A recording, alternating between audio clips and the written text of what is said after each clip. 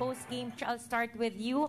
Halftime tabla, third quarter, it looked like you were gonna pull away, nakahabol.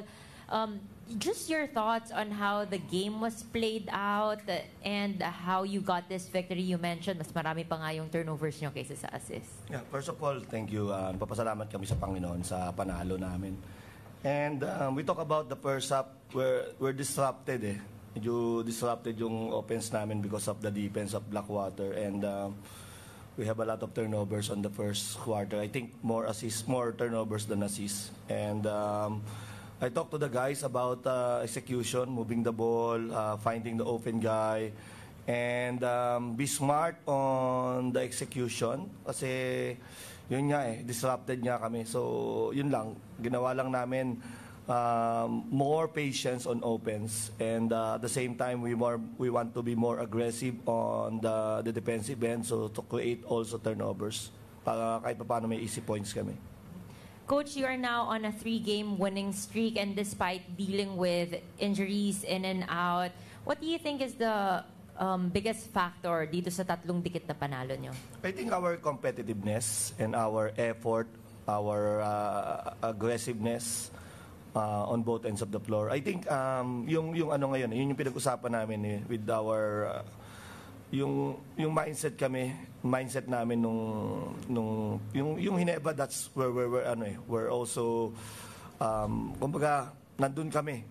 Kaya lang sa dulo lang kami natalo. But on NLEX medyo bad preparation talaga kami. And yun, nag-turn around kami, and I talked to the guys, I talked to the leaders, Paul and Mark and Rapi.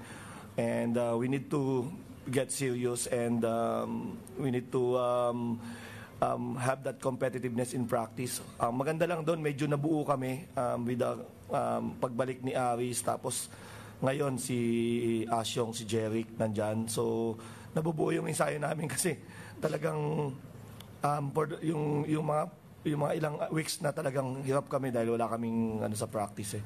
So now nagiging competitive ulit yung practice namin, lumalabas sa game. Thank you, Coach. Now, Mark, back-to-back player of the game honors, and despite playing through an injury, ano nagfu-fuel dito sa magandang pinapakita mo the past games?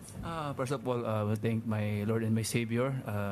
Nalo kami ngayon, wala na injury, both teams. And sa question mo, siguro motivation lang is parang every game, every practice namin magiging enjoy lang kami lagi. Especially ako, nag-enjoy lang ako sa stage ng career ko. Siyempre, yun yung motivation ko na every game, every practice na nag-compete ako. Kasi ako yung tao na gusto ko yung ma-challenge siyempre sa mga bata, para makita ko rin kung hanggang saan pa ako maglalaro.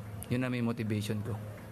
Now, you're playing, hindi ganun ka-heavy yung minutes, pero very efficient yung laro mo, quality minutes, and yung timing din ng pagpasok sa'yo ni Coach Chito. If you could share with us yung mindset mo, knowing na hindi nga ganun matagal yung minutes, and then the crucial kadalasan pa pagpasok pa.